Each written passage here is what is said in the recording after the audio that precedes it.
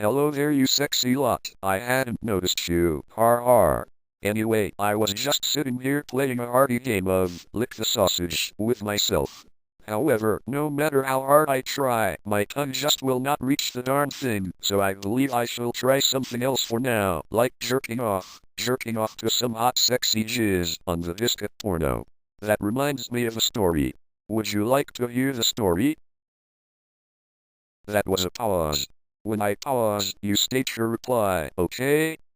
Very well then.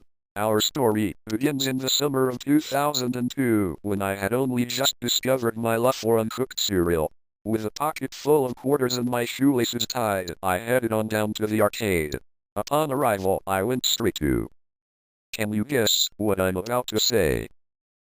Yes, correct, the payphone in the bathroom. I inserted a quarter into. Indeed, yes, the anus of the bathroom doorman, and proceeded to take a dump. Upon finishing, I sat down on the floor and dragged myself in a circle until... Absolutely right, until contracting gonorrhea. Now, I stood up, whistling merrily to myself, and headed for the door, when suddenly came the unmistakable chattering of Biffy Crabjaw and his cronies. Petrified, Bravo, correct again. I undressed myself and ejaculated right in Biffy's face as he walked through the door. As he staggered around in agony, I took my chance and ran out into the arcade lobby, screaming my little kidneys out. Before long, I was accosted by 3 pedophiles, and they took me smiling and squealing into the back of their van. It was here that I lost my right again hearing, but my newfound friends eventually helped me recover it. Afterwards, we played a game of... You got it. Brown Eye Bonanza. The aim of the game was to spit into the anus of each player from a certain distance. Whoever's saliva traveled the farthest before landing in the mud pie wins. The loser of the game had to insert an unpeeled. Whoa boy, correct again, pineapple into their penis shaft. Now, lucky for me, Hey, you're good, lost, and so had the joy of splitting my dick hole while a handful of elderly men left and filmed me with their video cameras. When they became bored, the men dumped me outside of an Indian restaurant with shackles connecting my nutsack to my cerebellum and honked the horn in mockery as they sped off into the chilly autumn night. Shivering from severe blood loss, I entered the restaurant and sucked off the cashier. He expressed his gratitude in the form of an open, palm slap across my sperm duct, then. Indeed, you are once again correct, defecated at my feet and left me to devour it at my will. Now, by this point, I bet some of you are wondering how this story so far has anything to do with hot sexy jizz on the biscuit porno, but I assure you all will be revealed in due time.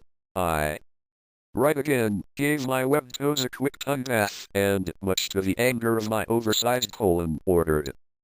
Correct, 3 Malaysian gooches and a bucket of raw foreskin to go. My 2-course meal was prepared and delivered into my outstretched anal passage within the minute, and I gobbled it up greedily while. Well done, yes, a disgruntled chef harassed me angrily for payment, be it in the form of male hormones or bottled testosterone. I chortled mockingly at him and wiggled my foot leprosy in triumph, daring him to go urinate in my belly button. Giggling merrily, I quickly absconded from the establishment, only to bump cock first into a gang of vicious-looking African-American hooligans. They roared menacingly and at once picked me up and whisked me away into an abandoned alleyway. Suspecting rape, I tried to warn the gentleman about my collection of STDs, but one inserted an ovary into my mouth and then taped it shut. Absolutely petrified, I began to fidget and screech, my wails muffled by the duct tape that covered my chapped lips. Like a lubricated stick of butter, I managed to slip free of their grip, and at once tore at my face until the ovary eventually fell from a newly formed hole in my left cheek. Clearly repulsed, my captors vomited from their nasal passages and proceeded to depart in a haste. Now once again a free boy, I skipped on down the road until finally coming across a gay bar, the first I had ever seen in my young and sheltered life.